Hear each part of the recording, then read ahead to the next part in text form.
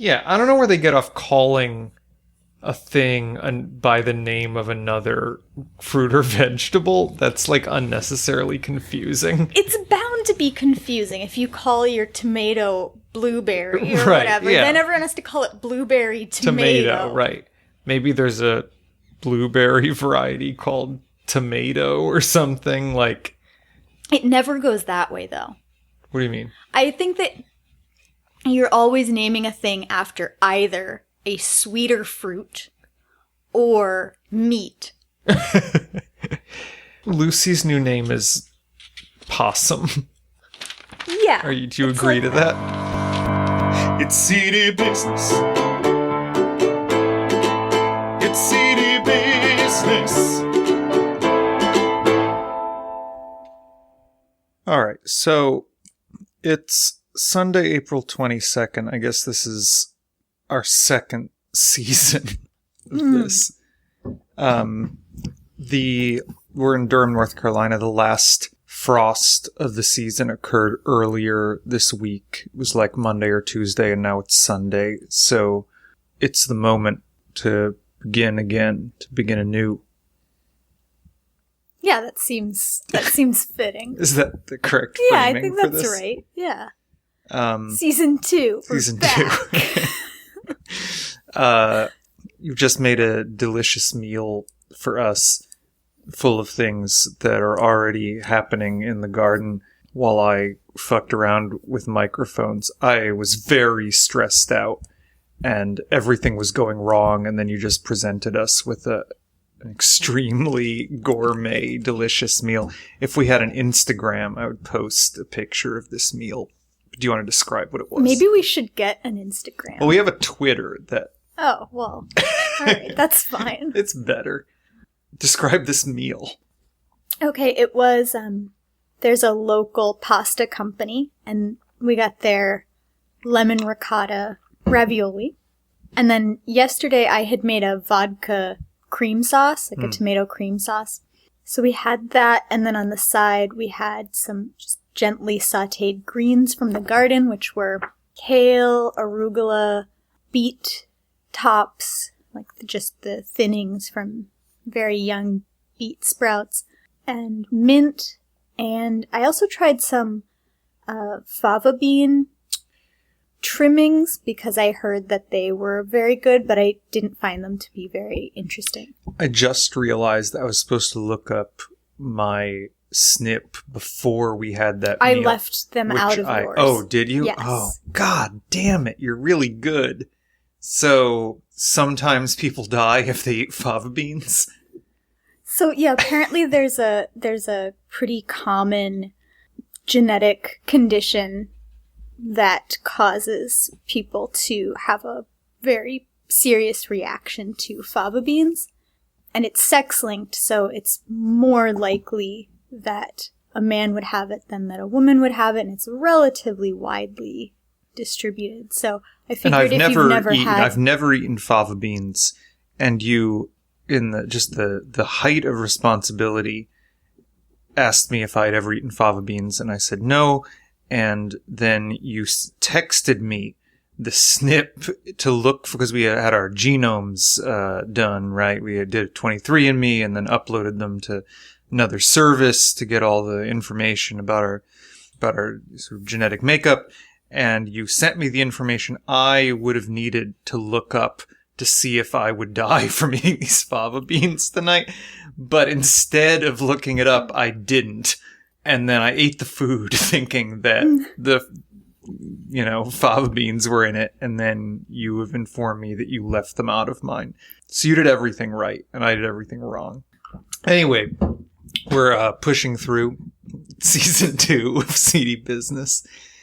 And we've got some material to get through. I should inform everybody that Lucy is here. Oh, yeah. Lucy's on the cushion immediately next to us. So if you hear squeaking that is rhythmic, it either means that one of us is jerking off or that Lucy is vigorously licking herself, causing the cushion, the platform with cushion on it that she is seated on, to squeak, along with her grooming. Which is just an old wooden vegetable crate. So. And the cushion it's probably the only surface in this house that has never been cleaned anyway. It's just covered with really her filth. bad. Yeah, it's horrible. Anyway, she's good though. I'm Roman. Oh yeah, I'm Allison. What are you drinking? I have some Saint Germain and white wine and sparkling water.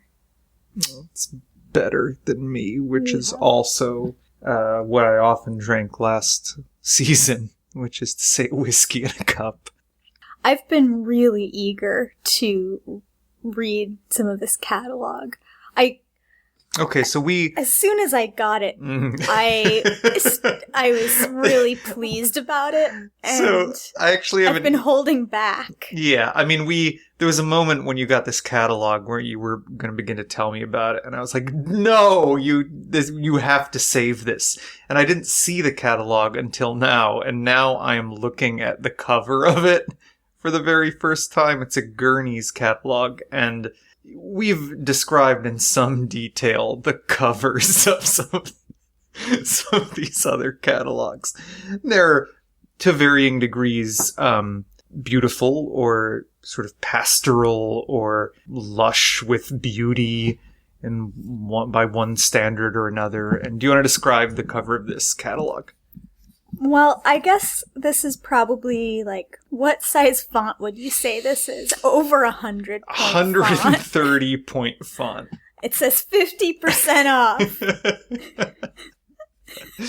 That's the main message they want you to get, is that they are trying to sell their leftover crap from last year, I guess. I would say, so what it looks most like to me is the gaudiest version of if you got a Bed Bath & Beyond coupon on poster stock in the mail. That is what the cover of this magazine looks like. It's a huge magazine, too. Yeah, it's it had to be folded in half to fit in the... Well, I don't know about that, but I do think the reason I find some of this so funny is that it's well, if these are the things you had trouble moving last season, maybe there's a reason. Ooh. Yeah, that's that thing. Are you familiar with the, it's a sort of a Twitter term at the minute, of the moment, but it's called to glow up? No. And maybe all our fans can correct me on this, but, you mean the 14 people who 14 people have listened to this podcast. I don't know by who accident. By accident on SoundCloud. I don't know who you are. But my understanding is a glow up is like if you perform a series of actions upon yourself to make you more attractive. Like maybe you've been hitting the gym or got a new, better makeup situation going or something. That would be a glow up. So in the 90s, that would be a makeover. Yeah, I think it's not. It's a little more abstract than that. It's not like you wouldn't go in to have a glow up done for you. But I mean, it's more holistic. In the 90s movie montage sense. I mean, in the if you were watching, a classic 90s teen girl movie and there's a makeover, that's a holistic transformation. Yeah. Yeah, I think that's Clueless right. Being the perfect example of this. Mm-hmm. You would say Ty gets a glow up in that movie. Yeah, I think that's right. Okay.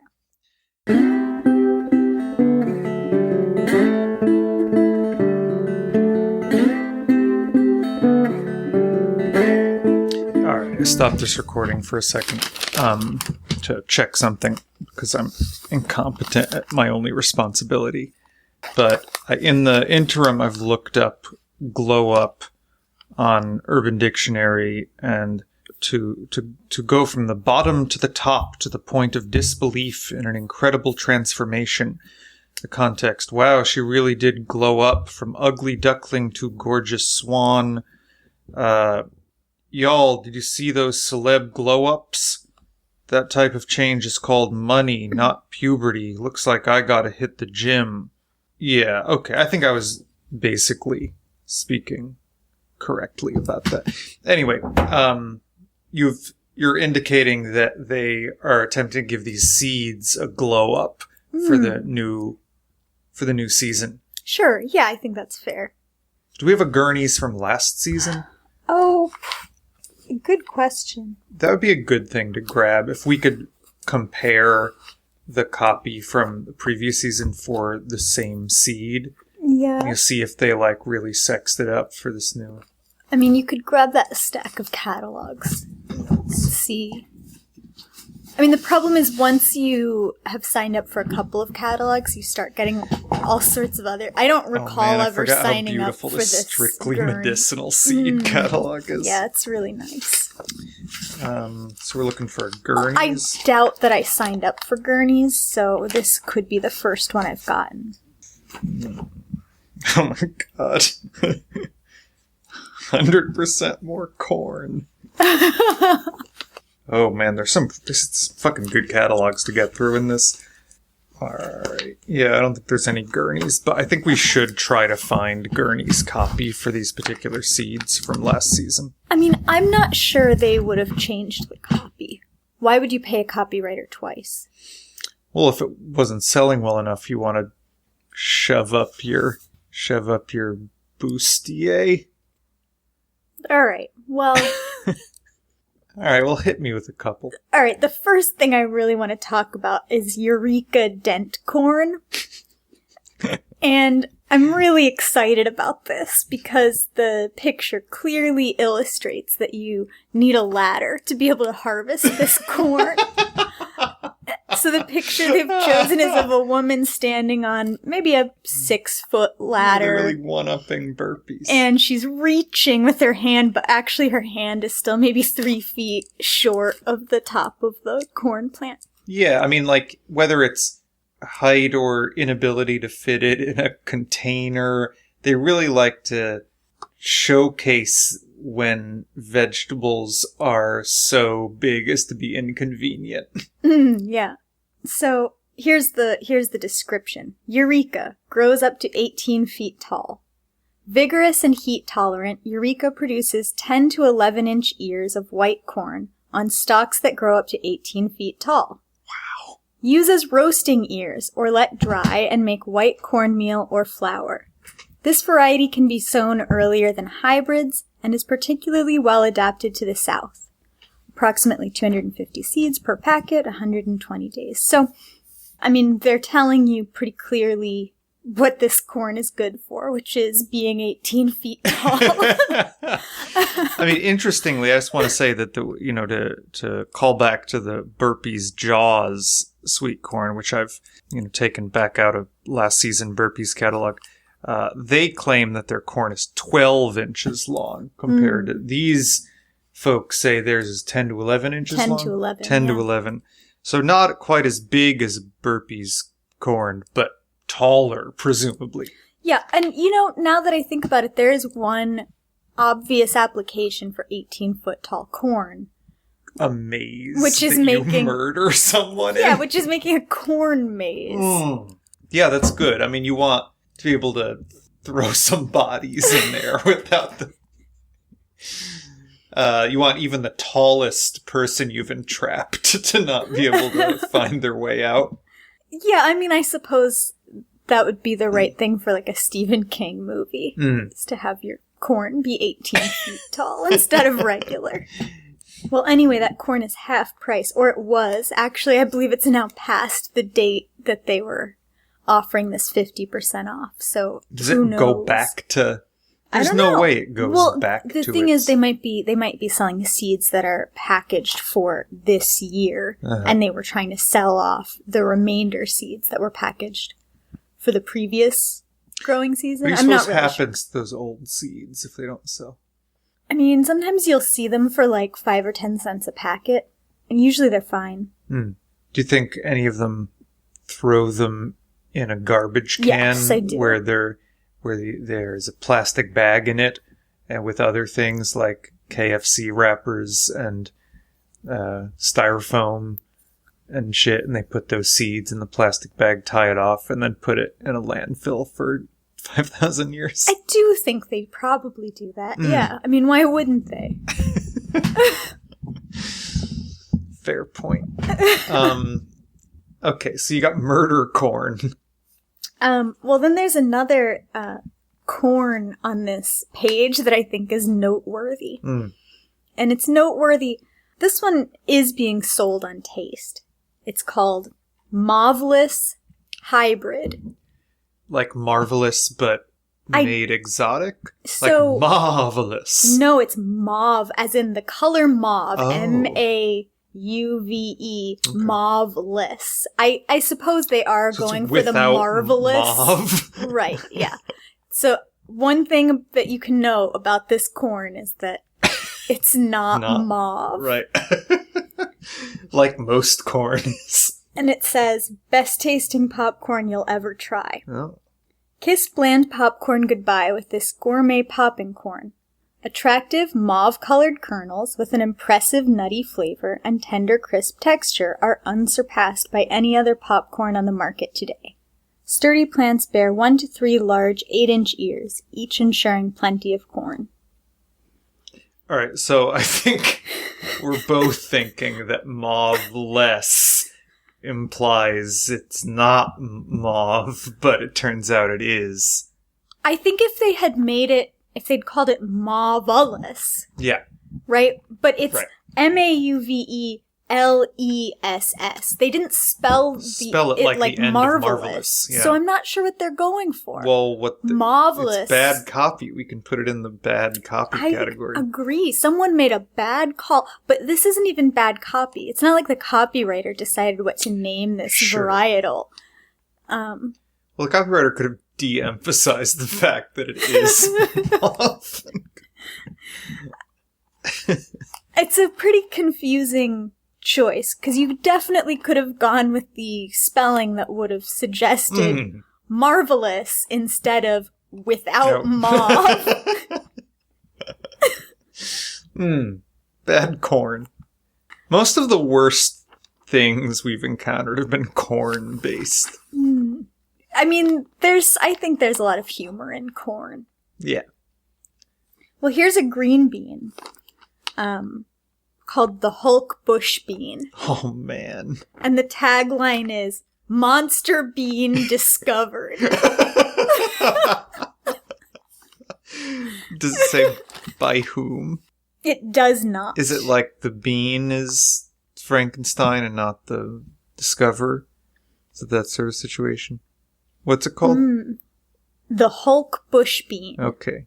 So in this scenario, that's the name of the bean and not the discoverer was not the Hulk. Right, that's true. Yeah, Monster Bean Discovered. These beans grabbed our attention with their gigantic size, up to 9 inches long. Man, Why that's gotta do you taste like need- shit. Well, so they go on to say, up to 9 inches long, and do they ever have big flavor to match their big size? Well, by big flavor, maybe they mean bitter and disgusting. Maybe. I mean, I would be, there are beans out there. There are like heritage variety pole beans that are quite long, that are like maybe even a foot long. Here's a question for you. What's the largest vegetable you've ever eaten that's tasted good? Well, asparagus. But that's In length. length. Yeah. You've probably eaten a longer But these are squash green or beans. They're talking something. about the length. Yeah. We're not talking about volume here. Okay. And also it has to be big for its category. Have you eaten asparagus that was 9 inches long? I don't know. Probably not. At least the edible portion of it that's good wouldn't be. I don't know. I'm curious about what, basically in your experience, what vegetables have defied the large is gross. Occasionally rule. you'll get an heirloom tomato that's really big and also really tasty. Mm-hmm. That's true. They belong on a tomato sandwich in that case. Right. Those are wonderful. Mm. I'm trying to think what else can be really big and also good. Well, there's like, in the scenario of fruits, that maybe that's more common. Well, like those really melons fancy or- improved apples are huge. Yeah. Well, they're Envy. like genetically engineered Yeah. apples, yeah. They taste great. And they're big. Enormous. Yeah. But melons, I actually don't think a bigger melon tastes better. I don't think it tastes better, but I don't think it's hurt by being bigger in the way that a lot of things, like when they're big, you know that they're going to taste gross. Yeah, maybe. This Gurney's catalog itself is huge as a catalog, and the cover has a huge and gaudy 50% off coupon on it, so they're not going to be ashamed to sell you huge vegetables. Right, yeah. I mean, they're definitely emphasizing the size of a lot of these vegetables. Are they grouped by, I'm just sort of scanning this over your shoulder, but are they grouped by color more than type? Interestingly, I mean, you're right that they've put the rhubarb right next to the radishes. But I think that's mainly a feature of them being grouped by type. I mean, these are all peppers. These are all onions. This next page is carrots. So, Do you want to read a couple more? yeah, I'm trying to decide. I mean, the real comedy's in the corn. This is good branding, I think. It's a kale blend. Gurney's Winter Wonderland Mix. That's good branding. That's a good name, I think. Yeah, feels festive. You've never seen kale so beautiful or so tasty. We are proud to introduce this superb new innovation in kale breeding. Never before has kale been so beautiful. Yeah, they're overselling it a little bit. Yeah, I mean, I was thinking up until that moment that I liked that they were emphasizing that it was beautiful and that it tasted good. Yeah. Like that, those are like the two things that I personally care about. But never before has kale been so beautiful is a pretty clear oversell. I feel like this copywriter maybe went rogue a little bit. This seems like the kind of thing you write when you're just so bored and tired of writing about kale over and over again. We are proud to introduce this superb new innovation in kale breeding. Never before has kale been so beautiful, so nutritious, or so tasty. Deemed a new superfood, our kale blend has a huge range of health benefits, yet is extremely easy to grow and very cold hardy. With superior flavor and texture, you'll be able to enjoy the health-enhancing properties in all your favorite dishes, from stir-fry to soups and casseroles. As an added Kale bonus... casserole. Kale dump salad. Well, like Colcannon, I guess, is sort of like a... kale For me, what casserole. casserole means is you put butter and oyster crackers on it and then bake it in the oven. So probably not that. I think a casserole is a more diverse dish than that. As an added bonus, our blend offers a stunning range of unique colors and textures, so beautiful it can double as an ornamental. The vibrant colors intensify in the autumn and winter months. Yeah, I mean, I think kale is a wonderful way to sneak food into your ornamental plantings. Sure, yeah. I mean, what's notable to me about that listing, and it's something that I haven't considered before, but is probably true in a lot of these, it's very explicit in this, is that they say it has a wide range of health benefits, and then they list none of those health benefits, because if they make health claims, then it's a crime, right? Yeah, or I mean, it you falls can't... under like FDA monitoring. If you say that this kale will be good for your blood pressure or whatever, then you're making a claim that not only is probably false, but is, runs afoul of the law in this land, right? Yeah, I mean, you definitely can't make health claims that aren't. I mean, how much more specific can you get than just saying it's very healthy? Well, I mean, when you read a bottle of supplements, it can say supports heart function or something, right? I mean, it's always it's something so like vague that. as to be meaningless. Yeah. And what they're hoping is that you'll take their meaning, that what they're really saying is it'll keep you from having a heart attack. Uh-huh. They can't say that. It's sort of a wink-wink. They're not even going that far with this kale, though. They're just saying there's a wide range of health benefits and then detailing nothing. Yeah, I mean, they're also saying, this is very special. We've bred you this kale that has features unlike any previous kale. But kale generally is, I think, very beautiful and very cold hardy. So everything they're saying about this kale is certainly true of all kale. Yeah.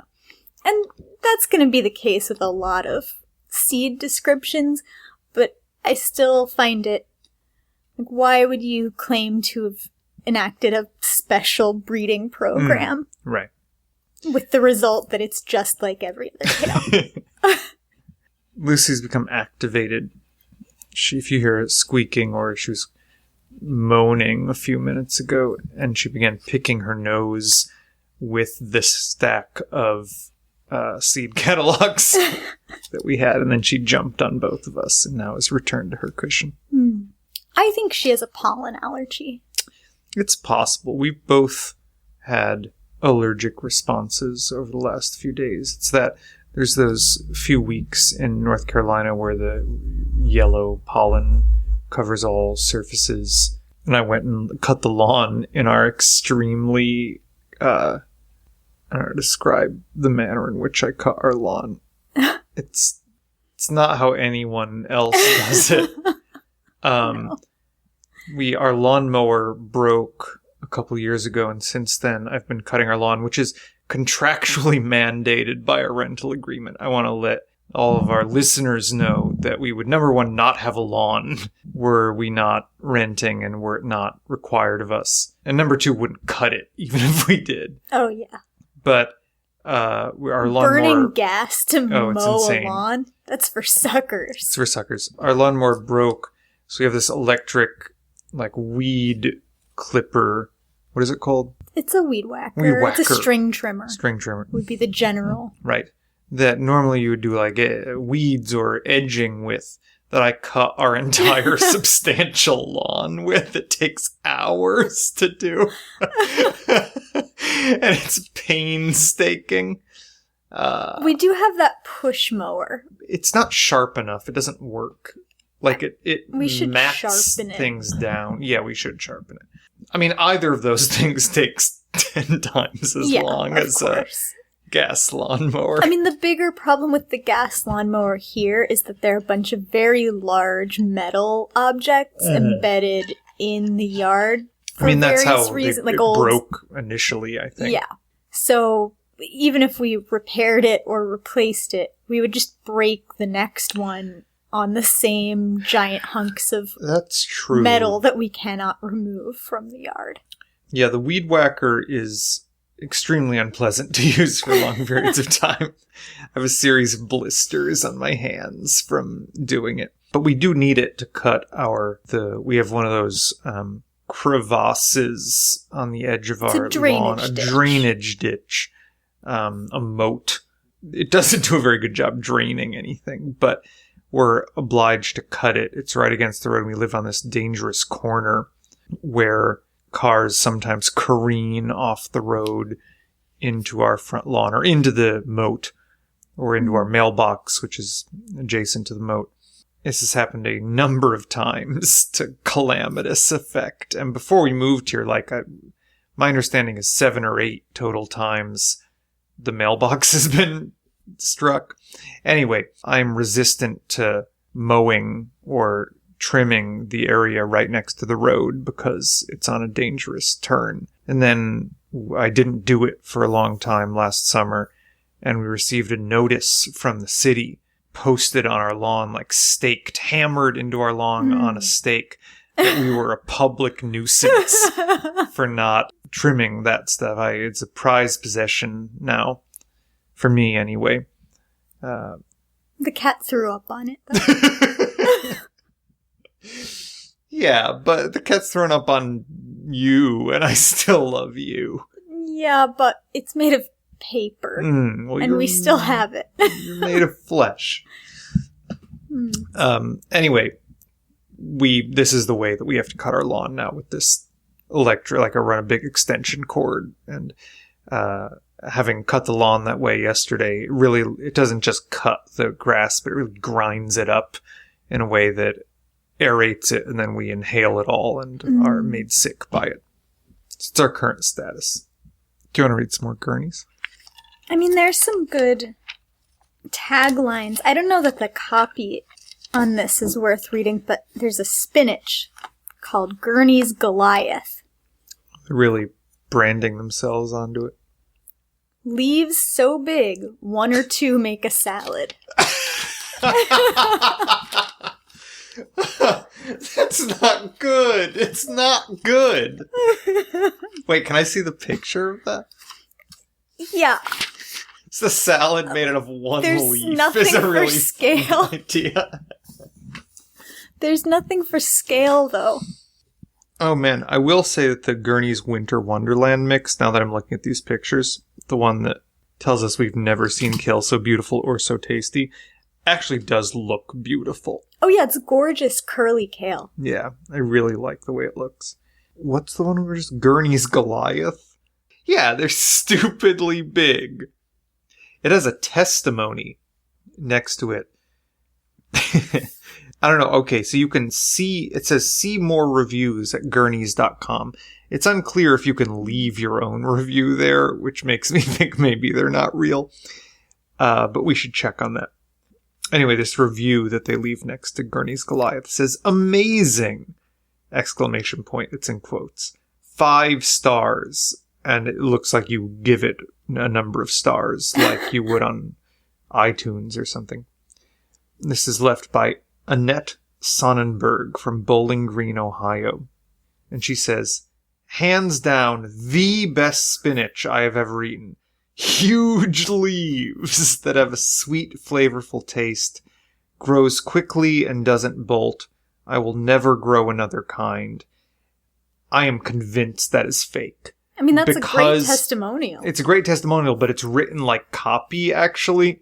Like a sentence that is grows quickly and doesn't bolt. Like, that reads like it is copy to me. I'm calling bullshit. Can we investigate that? We can try. You're really not afraid to get sued by Gurneys. Well, if Burpees hasn't sued us yet with our 14 listeners. Listen. We're not holding back, and we mean business. Well, what if I email Gurneys politely and I'm like, listen, big fan, do you falsify your reviews? Don't. Just read that to yourself for a second and tell me that you don't think that that is fake. I mean, it doesn't sound right, but... Wait, where on their website am I supposed to be able to find reviews? It just says gurneys.com. I don't know. Okay, interesting. You can... Okay. This is telling to me. So I clicked on a random review on gurneys.com. It's for a random plant. It's the Shady Places Hosta Mix. And I scrolled down to the reviews, and here's a person who's left a 4-star review. And the review reads, it's about the same length, but it reads so differently to me. This is a verified review, or whatever that means on this website. So I purchased this when it was half off, so it's a great value for 6 plants. They arrived looking ready to go and healthy. They're all on the ground now in a spot that gets 3 hours of sun in the afternoon, but is otherwise shaded. FYI, you won't be told what varieties of hosta are in the bag, so estimating spacing can be a challenge. Like, that gives some, information about this person's personal use of them. It's really that one line in that review that was like, blah, blah, blah, doesn't bolt. Like, it's a generalization about the plant versus a report of your own experience with it that makes me think it reads more like copy. It's hard to tell. I mean, there's 2 pages later, there's a review for some peas that ends, "I wouldn't plant any other kind." To see that fucking reads to me like copy. I will never grow another kind. If you just say you will never grow another kind, I that's wouldn't exactly plant how any other kind. That's exactly how an ad would end.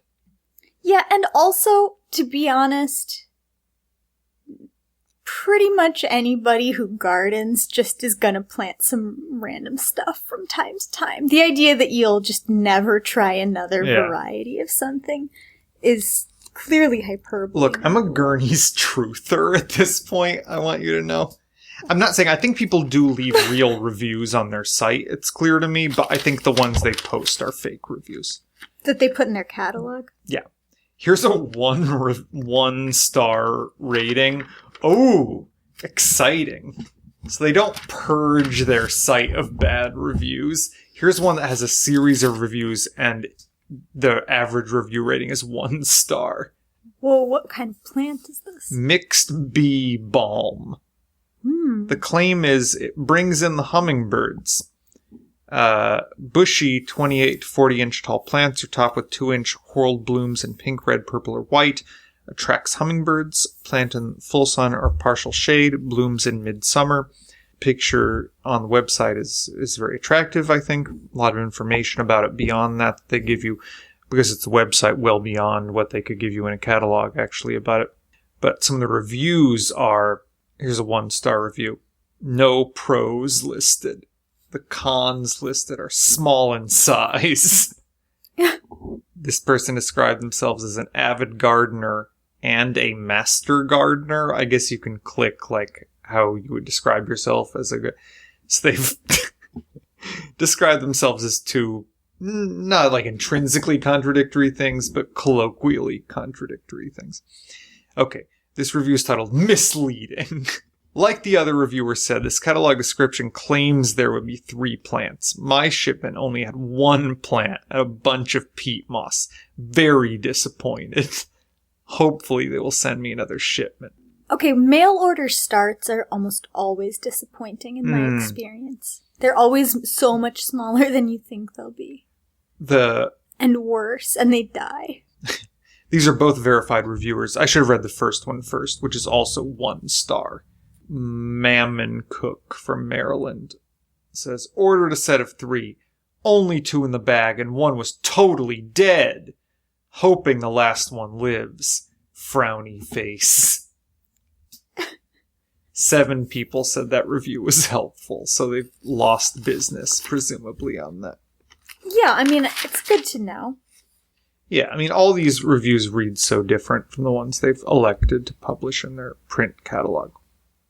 Well, you're not going to publish the one. But maybe one that doesn't read like it could have been written by the same person who wrote your copy. I don't know. I mean, that's what sounds good to you. You're choosing the copywriter. You're writing the copy. Whoever picked those reviews to republish in their catalog. Well, alright. How about Purple Majesty potatoes? Boost your nutrition. Impress your guests at the next cookout with purple French fries or mashed potatoes. These deliciously buttery spuds surprise everyone with their deep purple color inside and out. Very high in anthocyanins, an important antioxidant, making them as nutritious as they are delicious. You know, there's, I feel like other green beans we've grown that were purple or whatever, when you cook them, they turn green. They turn green. Do you think that these potatoes, when you cook them, cease to be purple? No, I mean, blue and purple potatoes they sort of turn brown a little bit when they're cooked, but they stay a little bit blue or purple or whatever. This also makes a nutrition claim that isn't verified in any way. It's more colorful than an average potato. Yeah, what are we supposed to take from, like, colorful vegetables are supposed to be good for you in some way that I don't know anything about? Yeah, it's just supposed to be. I mean, the idea is you're supposed to eat a range of colorful fruits and vegetables. Using that as a proxy for getting a variety in general. Do you think that if you're eating the green beans that when they are green, they are more or when they're purple, they're more nutritious than when they're green? I doubt it, but... Like, does any cooking take the nutrition out of things? I mean, there are some things where the nutrition is more bioavailable after cooking, and some things where maybe cooking will break down some... I mean, there's some heat-sensitive nutrients and some nutrients that are more available after being heated, so I don't think you can make a general statement on that. Which side of that equation do you think the following food comes down on? Hamburger. More nutritious pre-cooking or post-cooking? That's really hard to say. Wait, is a hamburger a Salisbury steak? We're listening to this... Sawbones on Salisbury steaks. We can't discuss this. It's gross. I'll cut this out. But for my own information, is a Salisbury steak basically a hamburger? Yes. Oh, okay. So it's... But then during World War II, hamburger, kind of the way we had freedom fries back during the early stages of the Iraq War, they wanted to get rid of hamburgers because that sounded German. So Salisbury steak really took over. I remember going to this local steakhouse with my parents as a kid, and there would be, like, you would order, they'd bring it out to you, you'd order at this counter, and the cheapest was the Salisbury steak, so you would always get that. Yep. The whole family would get Salisbury steak. That's disgusting. Yeah, it was fucking horrible. But I love my family, I guess. You do. Yeah.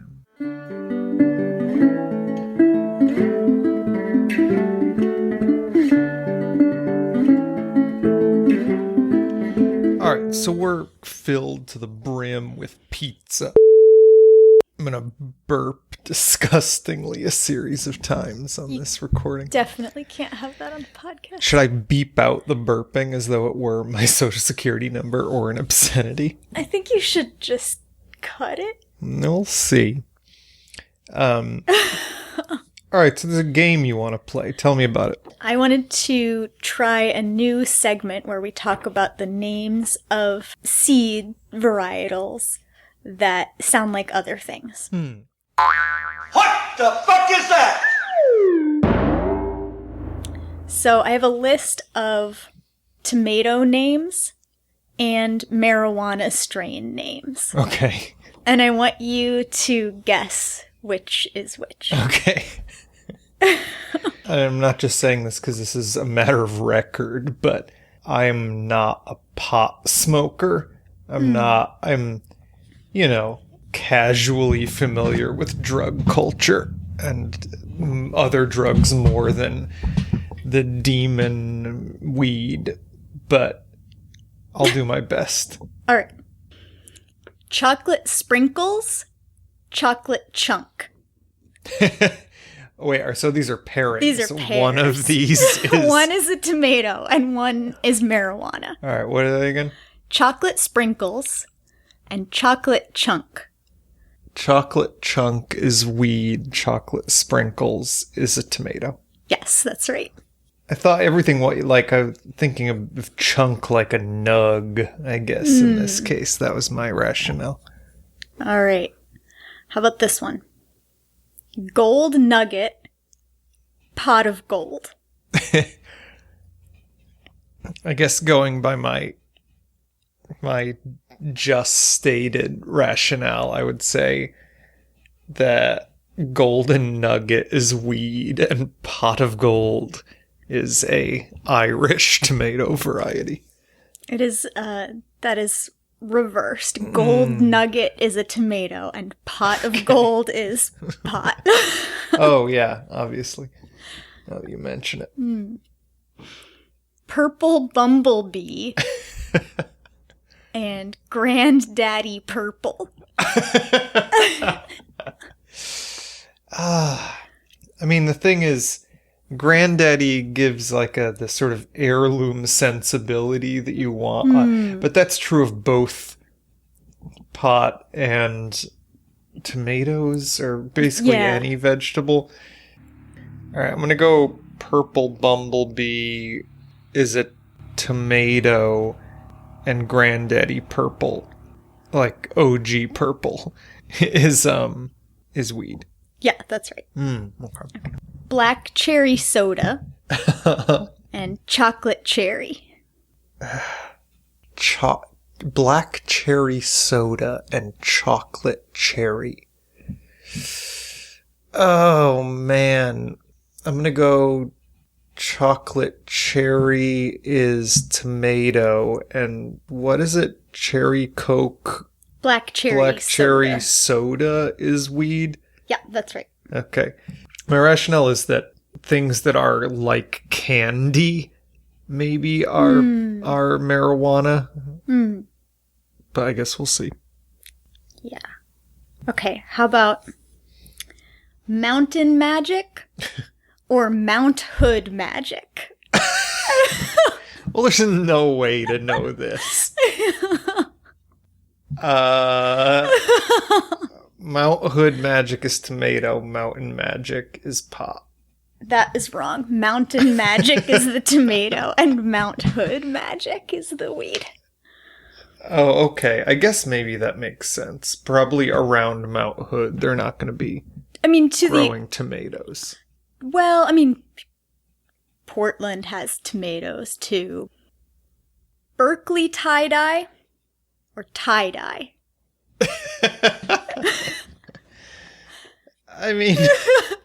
And the Berkeley tie-dye comes in a variety of color names as well. Well,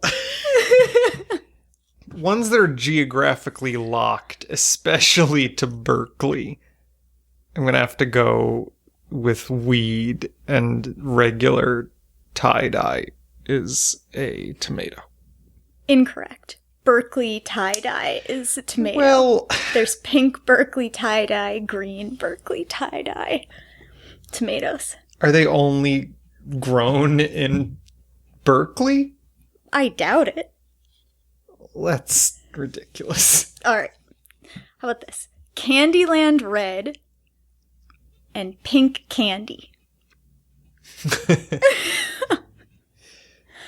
They're both strains of MDMA. Probably, but Pink Candy is the weed and Candyland Red is the tomato. Okay. All right. Let's see. Pineapple and pineapple. When you name this has like harkens back to meatball to me, where when you call one food just the name of another food. Is it a pineapple? There's also Willamette Valley Pineapple, Pineapple Express. Oh, Pineapple famously. Express, of course, yeah. Yeah. Yeah, so both are sure, available. yeah. Okay. How about Cosmonaut Volkov and Red Dragon?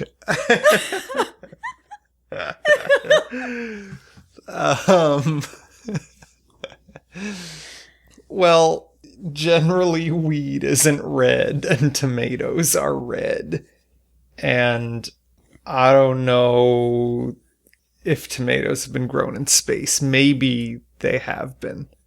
I guess Cosmonaut Volkov should, by all accounts, be marijuana. Cosmonaut Volkov is the tomato, and Red Dragon is the marijuana strain. Okay. Yeah. Do we know anything about Cosmonaut Volkov? No, I don't. Either the person or the tomato? No, I don't know anything about them. Right.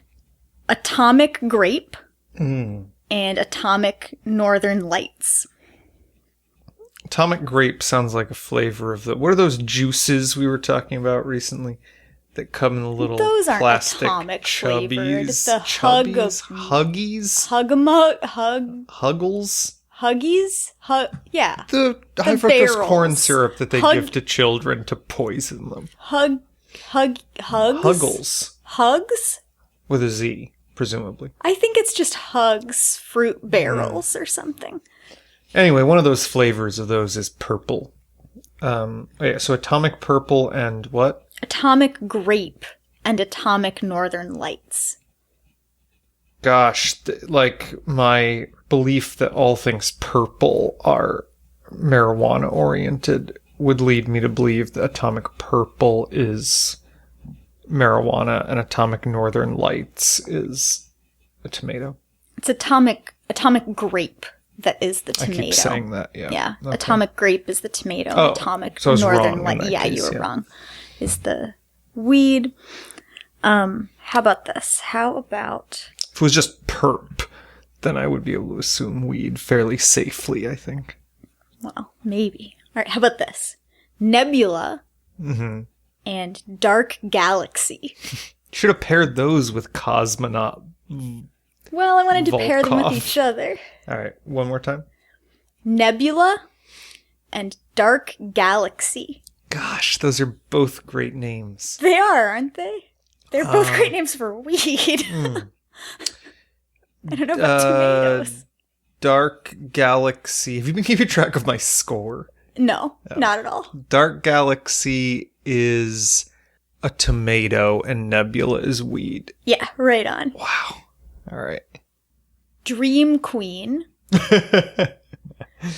and Lucid Gem. Those are both poppers. Dream Queen and Lucid Gem.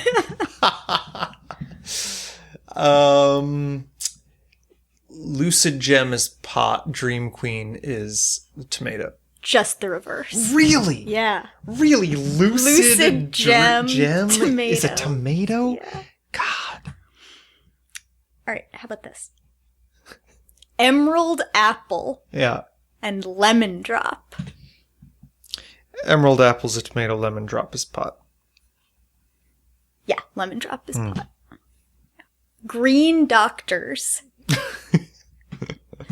Orange Crush. I feel like my all candies are pot has already been proven wrong, but I'm going to go with Orange Crush as pot. Yep, that's right. What's the other one? Green Doctors. Well, that's a fucking stupid name for a tomato. Jesus Christ. Kellogg's Breakfast. And Blueberry. It seems like a trick question. But I have to believe that blueberry, again, is just another fruit that is not a tomato. But I'm going to assume that that's a tomato. That is the weed. However, there is also a tomato strain called indigo blueberries. Okay. And a weed strain called indigo. Yeah. So there's a whole network of possible, as well as the tomato indigo cherry drops. All of these could be used I've heard, interchangeably, I assume. All right, let's do one last one. Okay. Oh, there's so many good ones. Martian Giant. Tahoe Alien.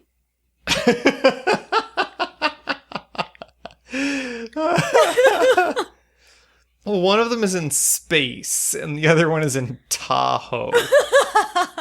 But the Tahoe one is an alien. This one's hard. I guess I'll say Tahoe alien is a weed, Martian giant is a tomato. That's right. Yeah. Okay. Very, very good. All right. There are just a million of those. Yeah, that's terrific. I like this segment too. I feel like it will be fruitful. No pun intended.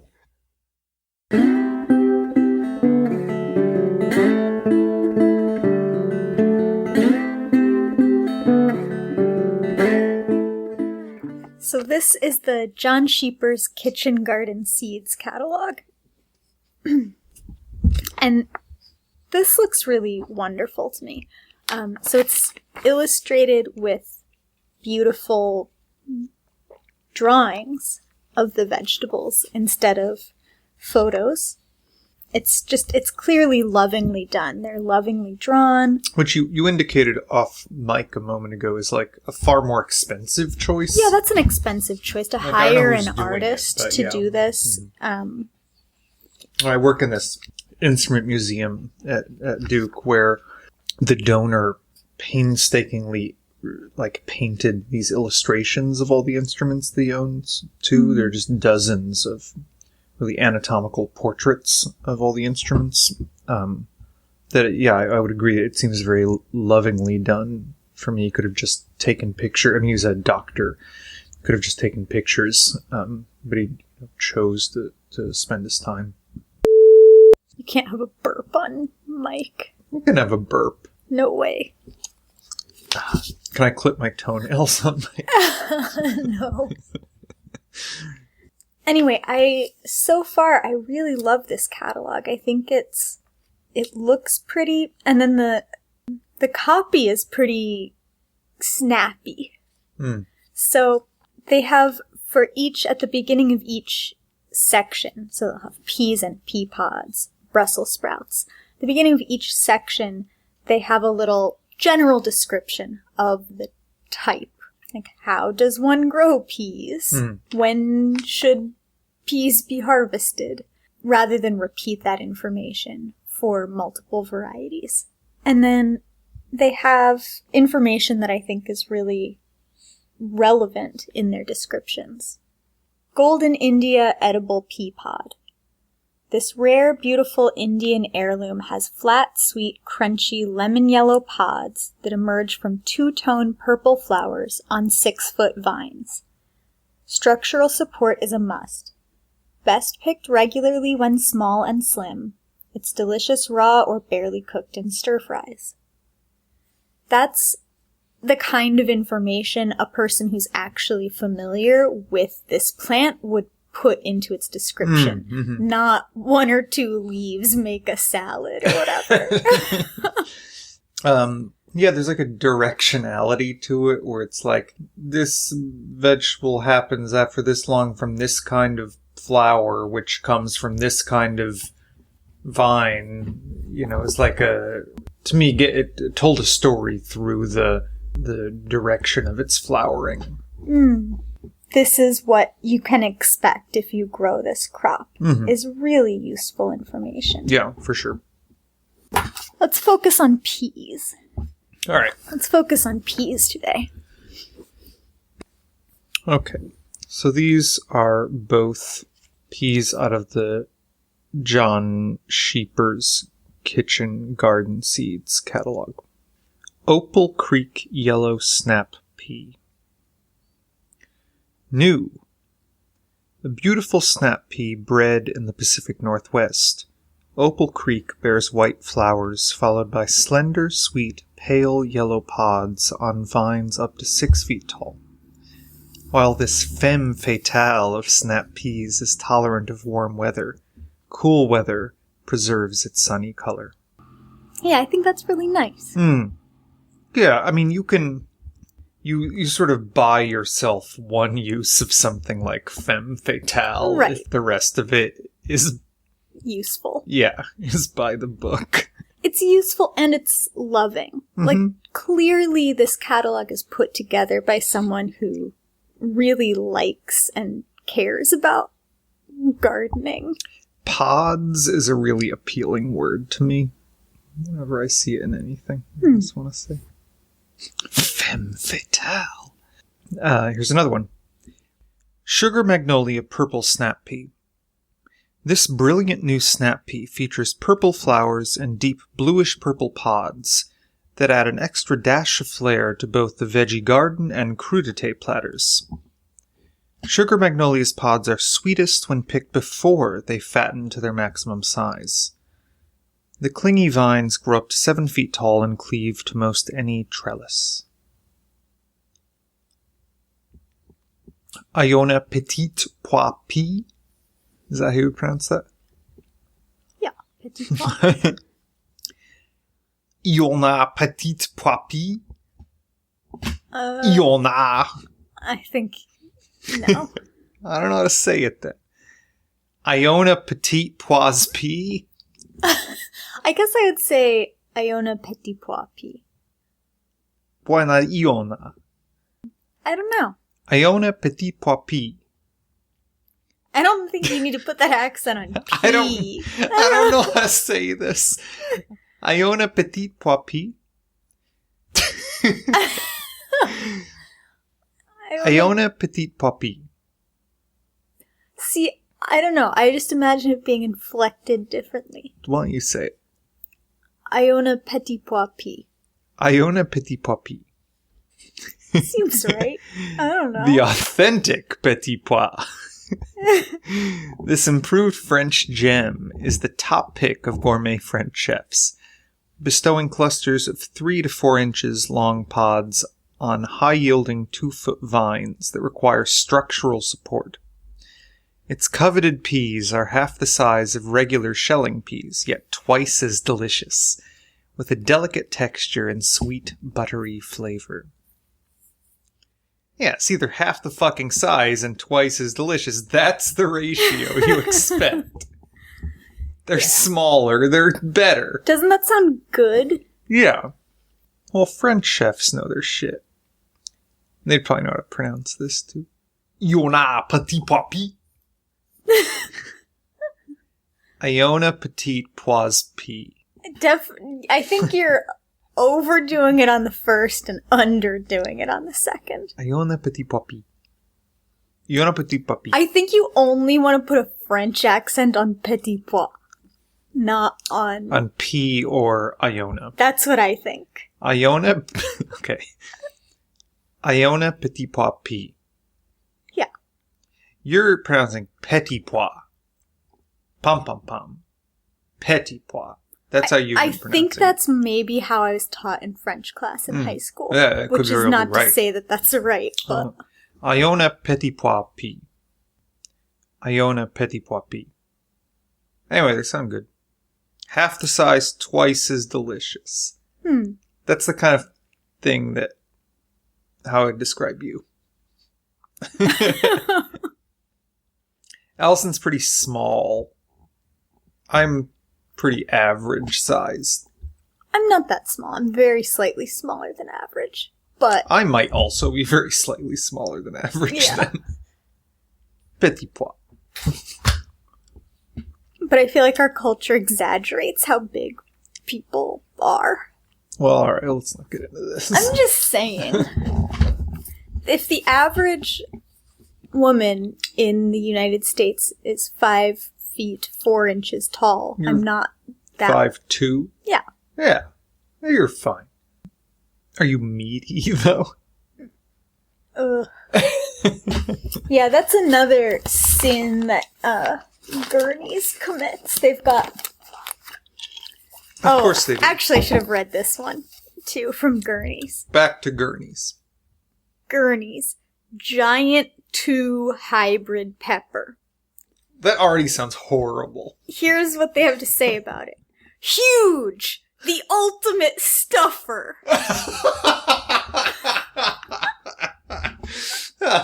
Really packing. Yeah. Huge exclamation point, the ultimate stuffer, exclamation point. Gross. Oh, it gets grosser. Big, blocky, 6-inch fruits have extremely thick, meaty walls. It sounds like a Rick and Morty improvisation to me. Like, every word makes it more disgusting. Thick, meaty walls. Huge, the ultimate stuffer. Big, blocky, 6-inch fruits have extremely thick, meaty walls. Yeah, it's horrible. That's horrible. Oh my god. What? Ooh, they're worse than burpees. Oh yeah, big time. They've got some serious issues with their copy writing. Also, its presentation is grosser than let me say. Oh yeah, Burpees is a nice looking catalog for sure. It's fine. It's a little gauche. It looks like a regular catalog. Yeah. This looks like other things you get in your mailbox. Right. Oh, horrible. Yeah. What a nightmare. They really make that pepper into a nightmare.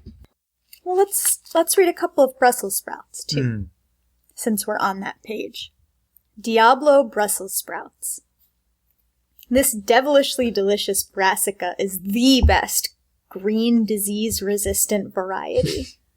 A dependable Dutch hybrid, it grows solid sprouts on sturdy stems about 2 feet tall. Diablo becomes unbelievably sweet and nutty after being kissed by frost. That's just sweet. Yeah, look at that. Look at how they didn't make that sound disgusting in any way. Hestia Brussels sprouts. New, this 2015 All-American Selections winner is just the second variety of Brussels sprouts to receive the honor. More tolerant of heat and cold spikes than any other variety, it will reward you with earlier sprouts in spring and sweeter sprouts in fall before even the threat of frost. The plants are a stocky and sturdy 3 feet tall. Bright green with a yellow interior, each sprout is about 1 inch in diameter and full of sweet, nutty flavor. Other than the sin of using italics twice to emphasize the word and, I think that's great. Yeah, me too. Also, in their general overview to Brussels sprouts, they have the following advice. Roast whole Brussels sprouts to detonate their sweet nuttiness. Toss them lightly in olive oil, coarse sea salt, and black pepper. Roast them for 12 minutes on a metal tray in a preheated 425-degree Fahrenheit oven. Flip them over and roast for another 12 minutes until caramelized. Pop in mouth like candy. Thunderous applause. Oh, that's out of character for what I expected from what I've heard of that so far. I will say that I'm not this is something you should never say out loud, but I'm not a fan of my mother's cooking. She'll never listen to this, so it's fine.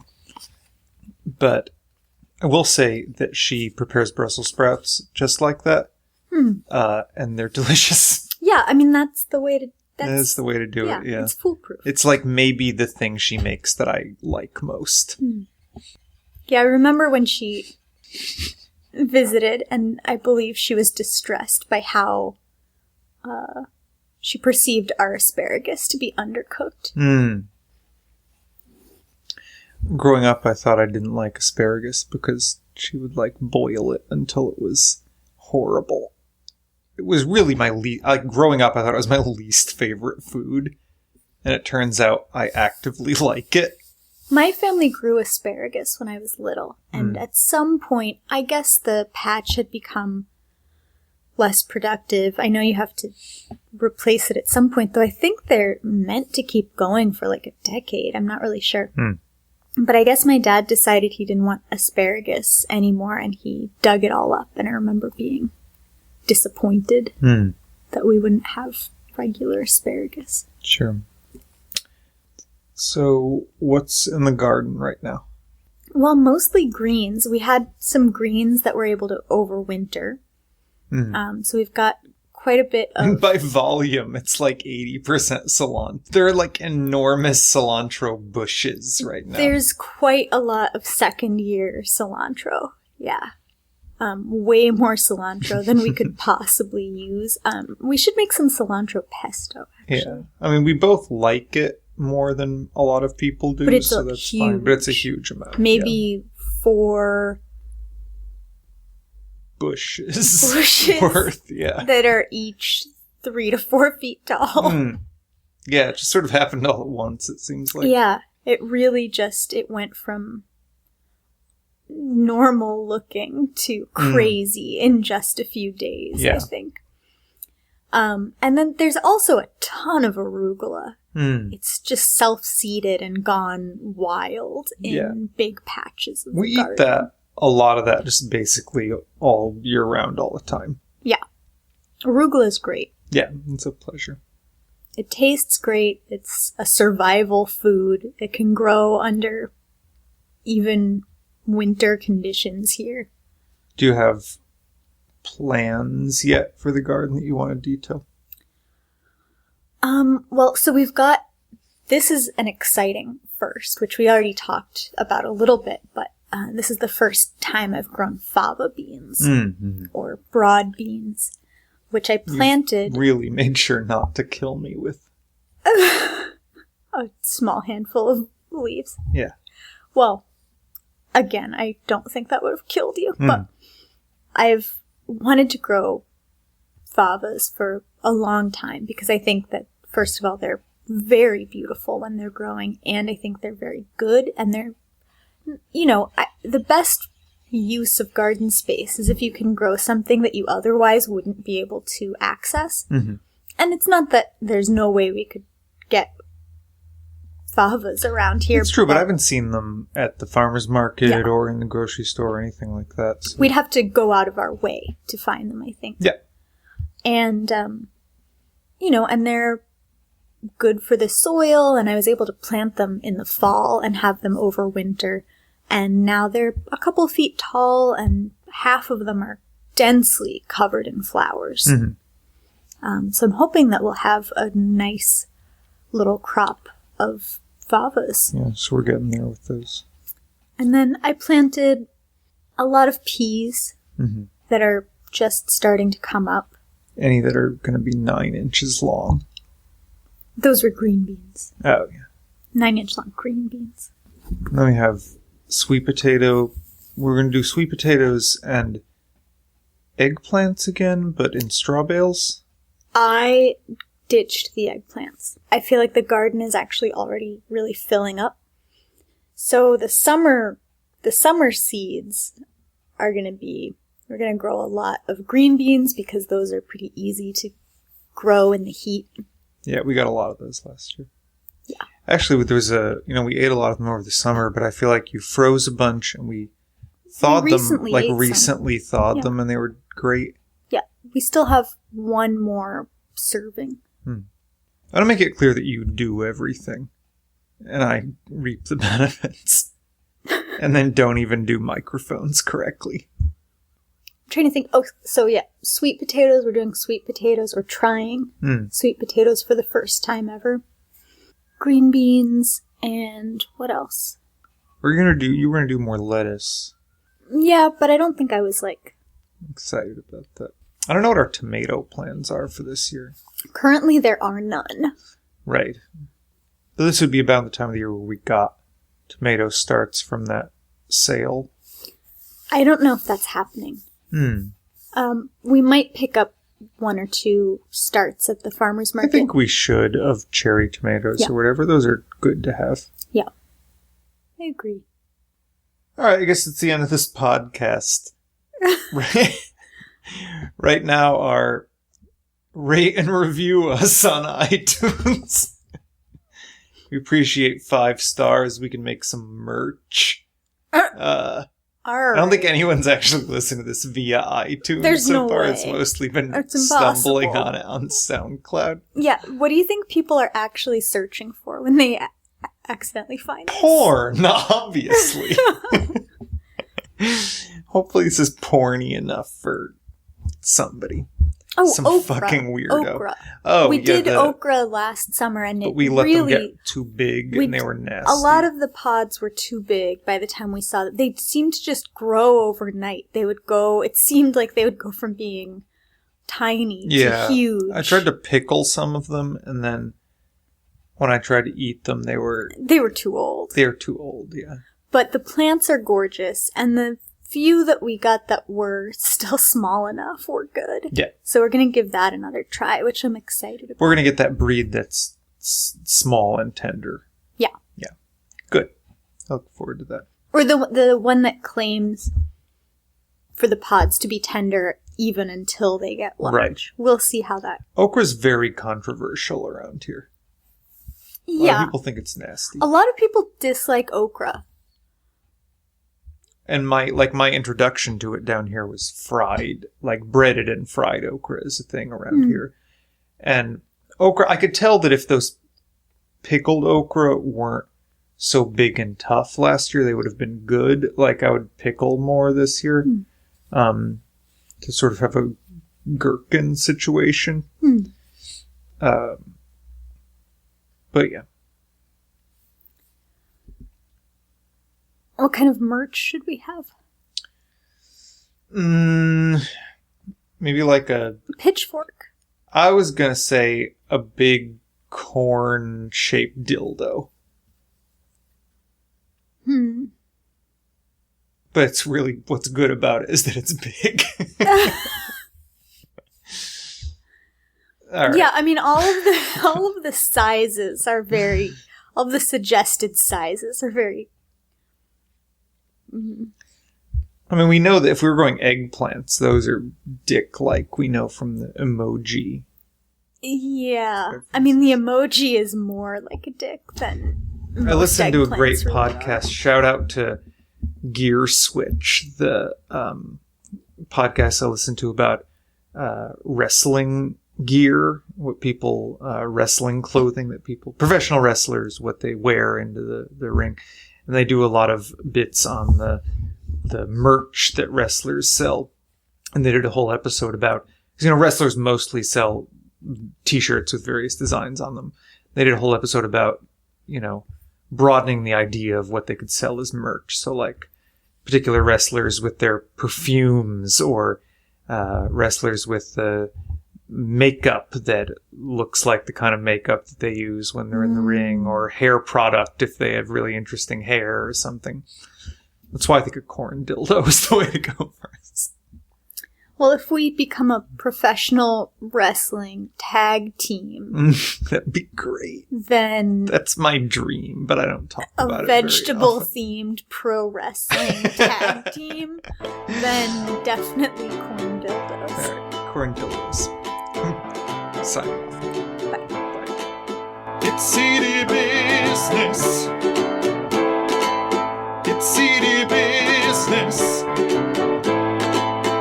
Boring talk about seeds, city talk between boys. Mind-numbing chatter about ovals and spores. We'll dig a ditch and we'll moan and split the difference. It's city business.